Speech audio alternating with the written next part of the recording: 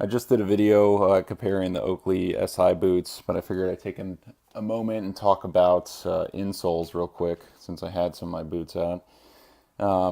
Starting from left to right, these are stock insoles for S2V Rockies, and these are stock insoles for the new Oakley Assault boot. So typically, what you get is, with the default insole on a boot, sometimes will just be a flimsy piece of foam. There's not going to be any arch support. It'll collapse real easily. There's not going to be a strong heel on it, and maybe the foam is pretty thin.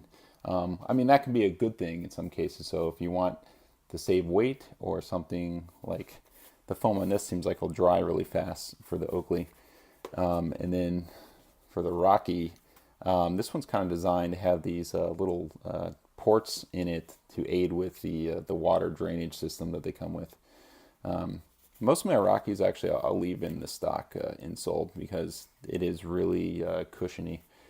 But a few years ago, I was in REI and I spotted this brand sole. This is one of the ones I picked up during that time, and I've been using them for since I first bought them, and I've bought like several different variations of them since. And the difference is that they have like a moldable plastic on the bottom that makes them a little bit stiffer than just the foam sole.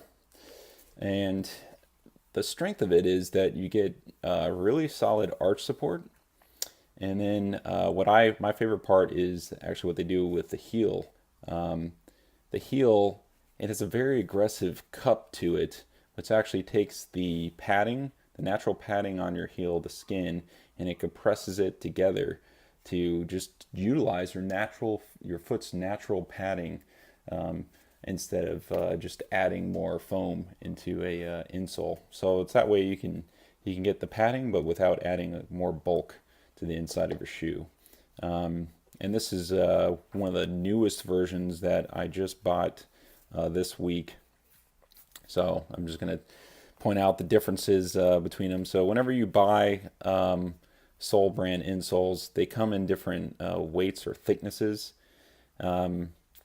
This one right here was the heavy duty or the thickest version at the time, and then this one on the packaging was advertised as like a medium weight. So I'll just show you how you can side by side comparison. It really has to do with the amount of foam that they put into it. So you can see the blue one, it just has more a denser foam.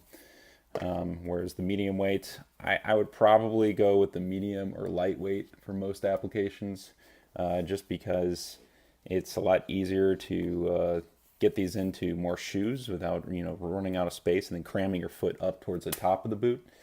So for most applications, the medium or lightweight will work. So if I were replacing like this Oakley insole, I would go with a medium or lightweight because you can see they're about the same thickness. So how the boot fits should be about the same. But for like a Rocky, you see the insole is incredibly thick on the Rockies. Rocky S2Vs probably have the thickest stock insole out of most, actually I think all the boots I own. And so for a Rocky, I would replace with the thickest version of the soles. That way, still have the same amount of foot room inside.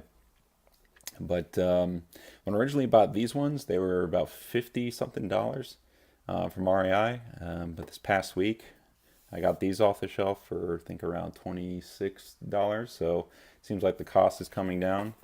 They'll always have the size on the bottom. So I wear a 10.5 boot, but the insole I go with is a 10 because there's no half sizes in them.